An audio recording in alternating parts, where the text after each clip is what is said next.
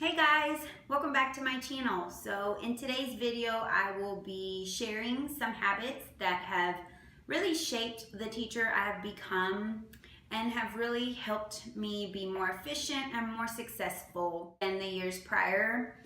I will be just talking about things that over the years I have improved on and things that I have realized that are really important and will help me have a smoother year. So if you are interested in listening to these habits that I will be sharing with you, go ahead and keep watching. So what really gave me the idea to just film this video was that I read an article that was basically saying that in order for teachers to be healthier, they should not stay at work so late every day, and the article was giving some reasons of why teachers stay late. The first 4 reasons were all reasons that I had never stayed at school late before because of those reasons. One of those reasons was that teachers stay late because they want to be the last one in the building.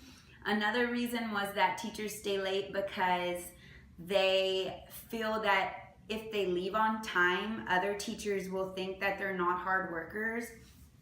Anyway, those first ideas I did not relate to. If I have ever stayed late at school, it's been because there's an event going on that I'm required to go to, or that I just want to go to so the families of my students can see my face. But the majority of the time that I stay late at school is because I have work that needs to be done. And if I don't get that work done, more work will just pile on, and I don't like to be backed up because it really does kind of put pressure on me and stresses me, and I don't like to feel that way. My first teacher habit that I really live by and have perfected over the years, now again, I'm not perfect on it, but I have really improved over the years, is always making sure that I am prepared for the school day, for my lessons, for whatever activities I am planning on doing with the students that day.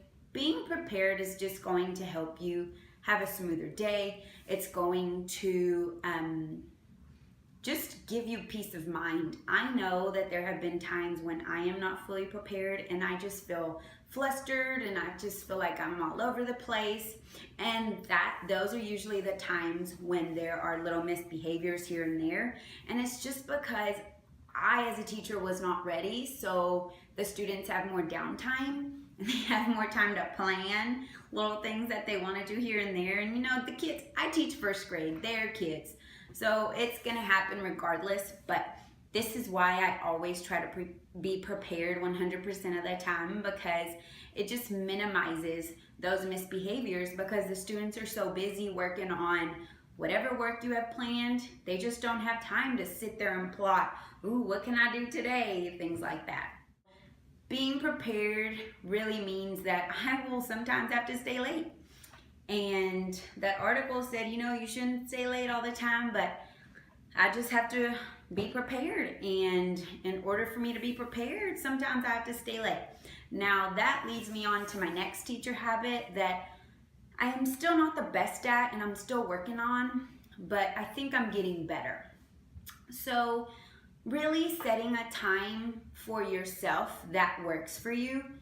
So this time should be a time that you cannot stay at school anymore. So if you say, okay, I have to leave by 5 o'clock, you will leave at 5 o'clock.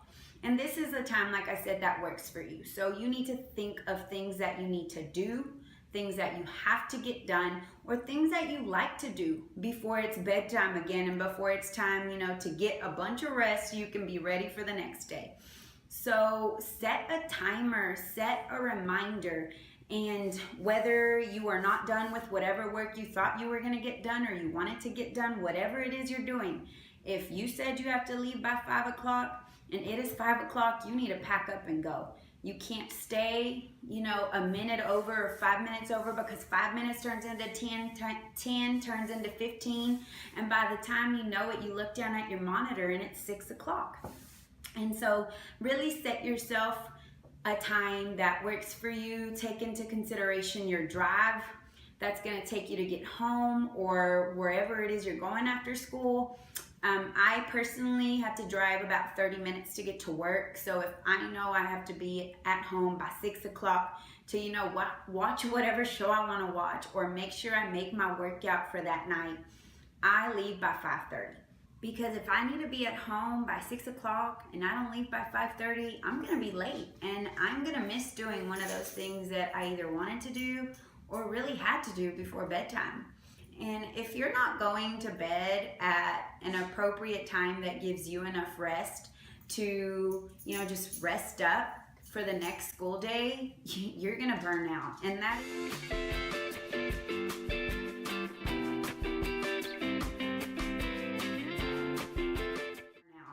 is something that you don't want to do as a teacher, especially early on in the year. So my next teacher habit is staying organized. I think I've always been pretty organized, in school, when I was younger, at my house. My parents kind of raised me to be that way. But I think being organized in your regular life is kind of different than teacher organization or being organized as a teacher. The first way I like to really be organized is by making sure that I am keeping up with my students' work or their data. Having a system in place that will make you consistently, look over students' work and make sure you know where students are at during different concepts will really help you have a more successful year and help your students have a more successful year. I haven't always been the best at this, and I really wish I was. I always worked hard to make sure all my students, ended up where they needed to be at the end of the year. But I think if I would have implemented some of the things that I do now, I would have had just, not necessarily an easier year, but maybe a less stressful year and just a smoother school year. So something I like to do is I definitely like to walk around when students are working, on independent work. Unless I'm sitting with a small group, then I can't. But if I am able to walk around, I like to look at what my kids are doing and seeing what mistakes they're making or maybe some things that are not so clear to them. If I can help them and reteach right then and there, I'll go ahead and do it. But sometimes I just don't have time to do it while they're doing independent work for a variety of reasons. So what I like to do is I like to draw hearts on their sheets. So I really started this last year, and I would draw a heart on a student's sheet. And that was just a reminder for me to make sure that when I am looking over papers, this is a paper that I leave at the top of my stack, and I make sure to reach that child as soon as I possibly can. Because if you are not looking at your students' work consistently, you might miss a gap that a student has. And if you just continue to teach and you don't reteach whatever concept your student missed, that gap will just get bigger and bigger as your concepts get more complex. Anyway, so I started this last year, and actually other students caught on to it, and they would ask me why they didn't have a heart. So what I really started to do then was, say little Johnny is at table 4, and I see that he's not, he's having trouble with a certain math sheet that we're working on. I will quickly draw a sheet or a heart, and I will quickly just fill it in. But then I will also make sure to draw hearts on the other kids who are sitting at table 4 on their sheets, just so there aren't any questions. So I started doing that, but again, that just serves as a reminder for me and works for me when I'm trying to reach students that need help. It also helps when I am, looking over papers. I will directly go to those ones with hearts, and then that way I can quickly reach those students, because maybe those other students, I don't need to check their paper because I already know they did a good job. So, that helps me there, and it helps me save time. Another way I think that I am really organized at school is by making sure that I know where everything is in my classroom. I know where, sheets of paper are. I know where my copies are. I know where our supplies are. I know where everything manipulatives are in my classroom. So this year I had to switch, and I had a new room. So I really made sure to open every drawer, open every cabinet, and I made sure that I knew what was in every hole in that classroom, because that will just again, help you have a smoother year. I'm all about having a smoother year if you haven't caught on yet. But, for example, you're working on an interactive journal, math journal, and everyone's cutting out an anchor chart that's going to help them for future lessons. And little Sally has cut her anchor chart out, but now she has run out of glue, and so she doesn't have a glue. So, you could tell her, share with little Johnny. But again, I'm all about sharing, but if they share, she has to wait on him to finish. And it may just be like a minute or so, but instructional time is so valuable, and sometimes I don't have enough time in the day to teach things. So if I can save a minute so I can have an extra minute of instructional time, I will do that. So she raises her hand, she says, I don't have any glue. I know where to find the glue quickly. It'll take me 1 to 2 seconds. I will give her glue, and it's like nothing ever happened. So definitely knowing where everything is in your classroom will help you in the long run. Another way that I really wish I was this organized, my first year, my second year, maybe even my third year. I'm not proud to admit this, but I haven't been faithfully using a teacher planner until maybe the last 3 years. And I've been teaching, this is my 7th year. It is so important. If you are a first year teacher, if there is anything, you take out of this video, please make sure you have some sort of calendar where you are writing everything and anything that is important and that you need to remember. For your school, maybe even for doctor's appointments, anything like that. But I have noticed that in the last 3 years, when I have used a teacher planner faithfully and written down in the teacher planner, meetings that I need to go to, not just because I don't want to miss the meeting, but say I have to stay late on Wednesday and I didn't realize that until Wednesday when, an email was sent out.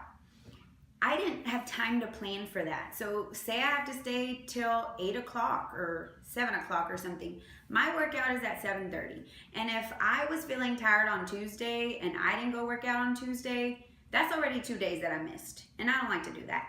And so if I would have planned ahead and known and looked at my calendar that I had to stay late at work on Wednesday, I would have made sure I went to my workout on Tuesday. So just things like that. And it just has helped me become a better teacher because I'm not missing deadlines and I'm more prepared. And I think that was my first teacher habit. Being prepared for me is 100% probably the top thing that makes me a successful teacher. Along with my teacher planner, something that I have really used over probably the last 2.5 years are sticky notes. Sticky notes have saved my life.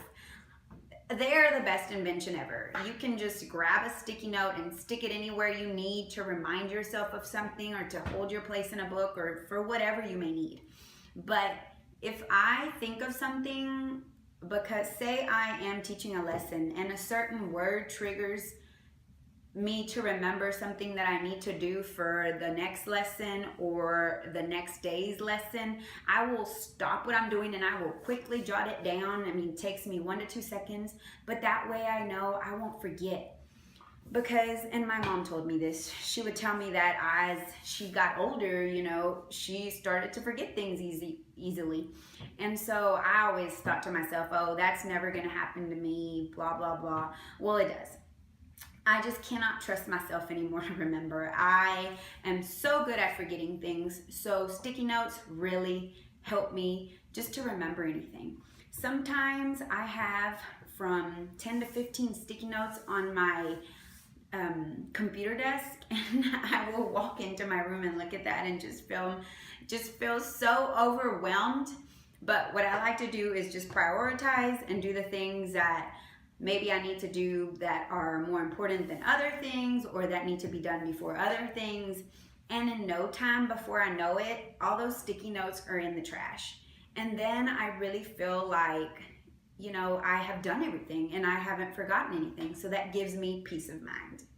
So my next teacher habit that I just really have not always been the best at, but I think as I have taught more years, I have just begun to understand that it is pretty much out of my control. Is changes. So being flexible is a habit that I have definitely gotten better at. Like I said, this is my 7th year teaching, and I've worked for 2 different districts, and let me tell you, every year at both districts, at the beginning of the year, there has been some kind of change. Maybe a change in curriculum, a change in expectations or procedures, or something that you were used to doing, and now they have completely changed it. So you have to learn a different way of doing something, or you have to use different resources, whatever it may be. Being flexible is gonna help you have a better year. If you are not flexible and susceptible to that change, you're just gonna be complaining and, you know, kind of feeling upset. And I have been guilty of this before, and I wish I wasn't, because like I said, sometimes these things are out of your control and there's nothing you can do but do whatever your principals or whatever the district has asked you to do, because that is your job.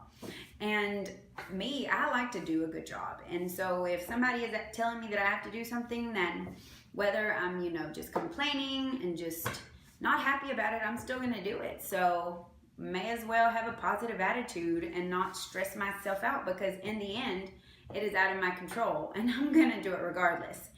So, actually during in-service this year, just a few weeks ago, one of our new math coach said something that I just loved.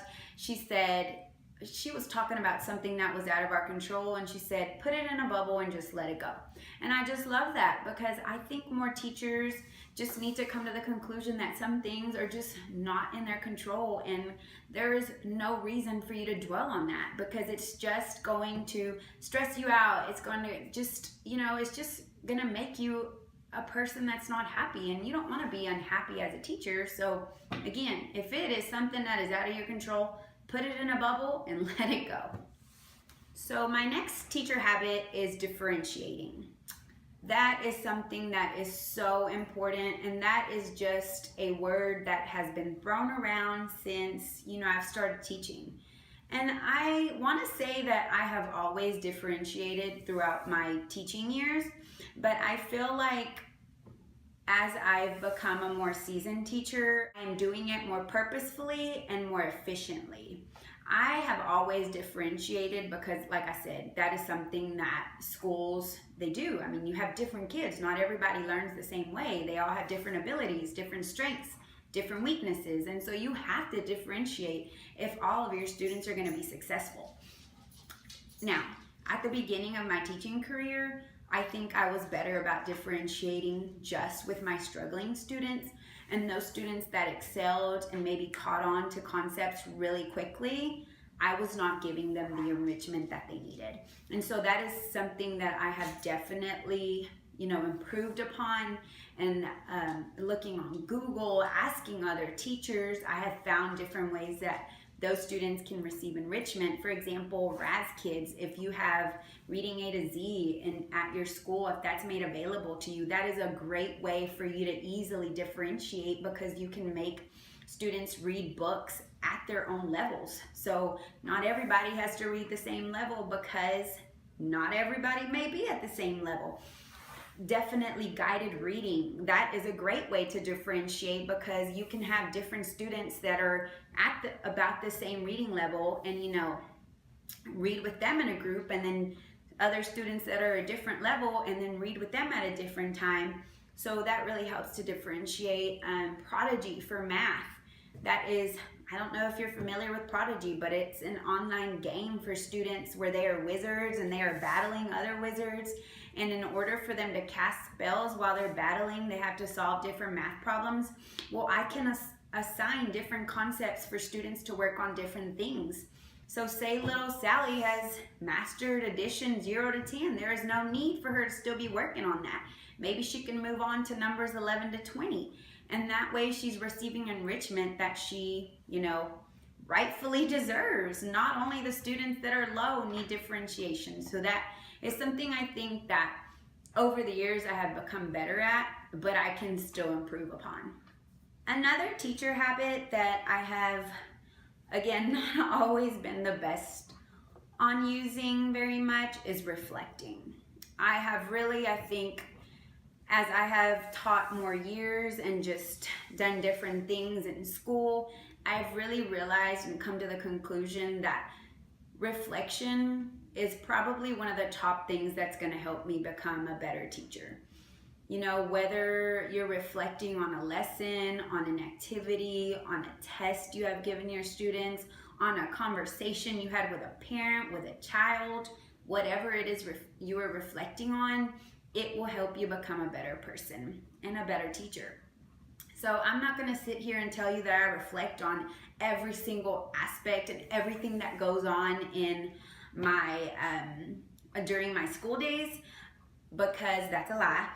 But I do at least always try and reflect on things that didn't go as planned or didn't go the way I thought they would go.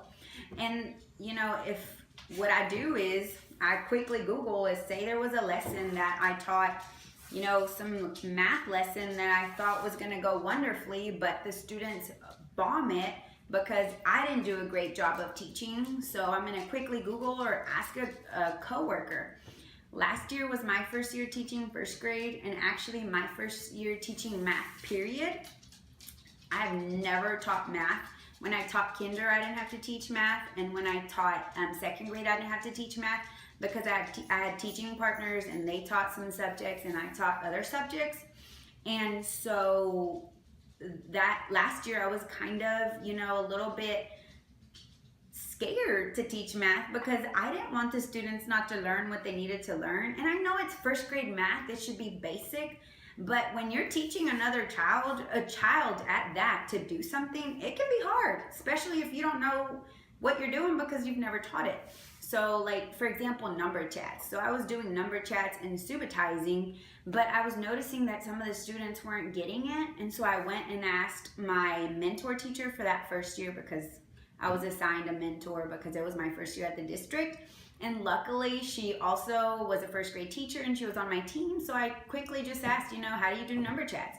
And she showed me on her whiteboard, and there were things that she was doing that were successful with her students that I wasn't doing, that I hadn't even thought about doing. So I started doing those, and more kids started understanding and subitizing just quicker. And so, you know, just asking for help sometimes, especially if you're a first year teacher, just ask for help. Don't be embarrassed. You know, if you don't feel comfortable, then you can Google. I mean, Google is a wonderful thing. I mean, there's Pinterest, there's lots of blogs, just anything where teachers are posting on the internet how they teach certain lessons. They're taking pictures of the activities and what the students are doing. So, you know, just do that if you don't feel comfortable asking questions. But definitely reflecting will help you become a better teacher, for sure. It has shaped me to be the teacher that I am today. And I mean, you know, you look at your student data, you know if you're being a good teacher. You look at your PDOS or T-test is what we're doing now in Texas. You look at those observations where your administrators have observed you, and you hear the feedback that you're getting. You know if you're a good teacher or not. So my last teacher habit is, maybe it can be a cliche, I don't know, but I think this is very important, is making sure you enjoy what you're doing. So I definitely enjoy teaching. Now, I don't think I would enjoy teaching if I was doing older grades, which is why I don't do that, but I really enjoy teaching the little ones.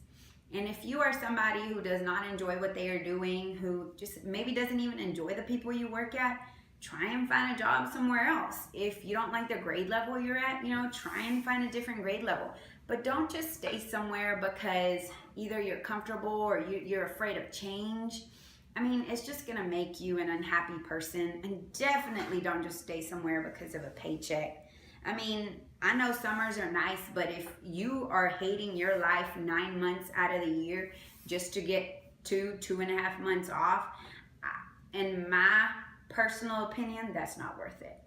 But yeah, for sure, enjoy what you're doing, or find ways to enjoy it. I mean, I love using technology in my classroom, and I think personally my students really enjoy my classroom because of that. We use the iPads for lots of things. We use computers for lots of things. We use Seesaw for lots of things, and they love Seesaw, and parents love Seesaw. We use classroom dojos. That is, that helps me enjoy my job because it's an easy way for me to help students, give reminders when they may be misbehaving, or just help praise them when they need it. So just find things that are going to help you enjoy your job and enjoy teaching more. So those are the teacher habits that I, over the years, can really say have made me a better teacher and still today help me improve as a teacher. Thank you for watching this video. I hope you were able to take some things out of this that will help you become a better teacher. And if you have some suggestions for me or things that you think I may have missed that will help me improve my teaching career, please comment down below. Just let me know what you think, and don't forget to subscribe if you'd like to watch another one of my videos.